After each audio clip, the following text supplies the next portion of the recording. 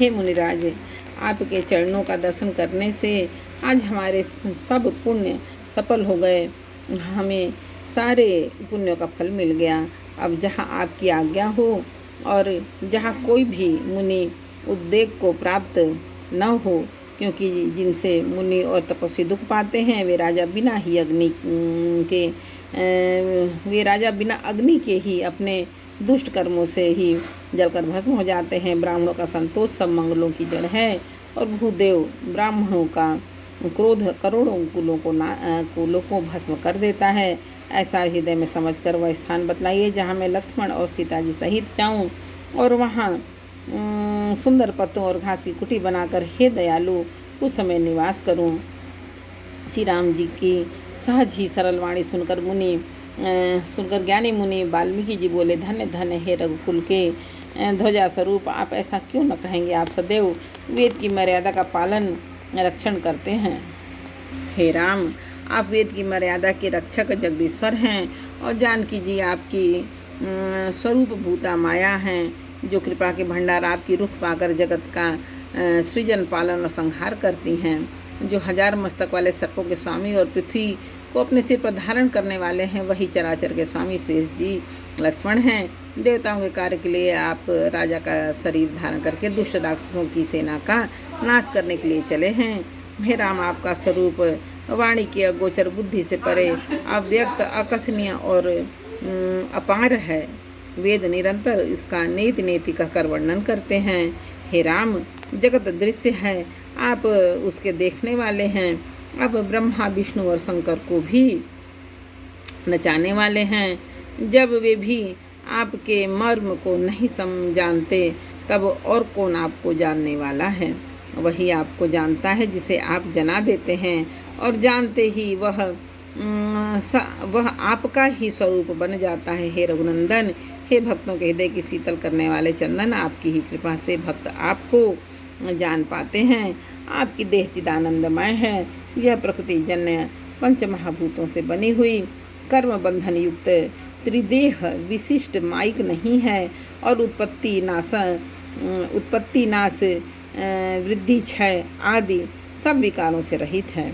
इस रहस्य को अधिकारी पुरुष ही जानते हैं। आपने देवता और संतों के कार्य के लिए दिव्य नर शरीर धारण किया है और प्रकृति के तत्वों से निर्मित देह वाले साधारण राजाओं की तरह से कहते और करते हैं। हे राम, आपके चरित्रों को देख और सुनकर मूर्ख लोग तो मोह को प्राप्त होते हैं और ज्ञानी जन सुखी होते हैं।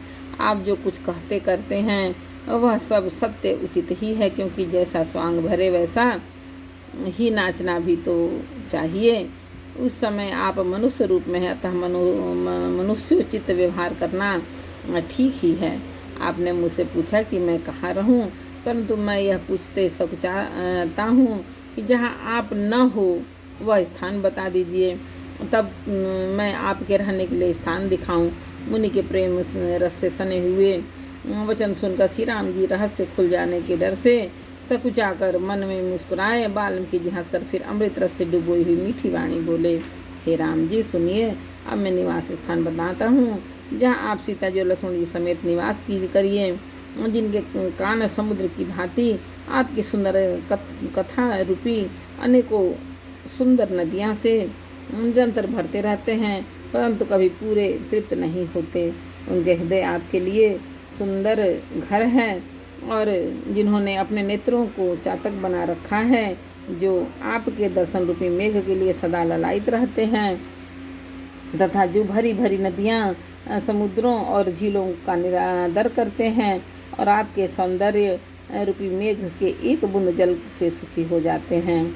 अर्थात आपके दिव्य सच्चिदानंदमय स्वरूप के किसी एक अंग की जरा सी भी झांकी सामने स्थूल सूक्ष्म और कारण तीनों जगत के अर्थात पृथ्वी स्वर्ग और ब्रह्म लोक तक के सौंदर्य का तिरस्कार करते हैं। हे रघुनाथ जी, आप लोगों के हृदय रूपी सुखदायी भवनों में आप भाई लक्ष्मण जी और सीता जी सहित निवास कीजिए। आपके यश रूपी निर्मल मानस सरोवर में जिसकी जीभ हंसनी बनी हुई आपके गुण समूह रूपी मोतियों को चुगती रहती है।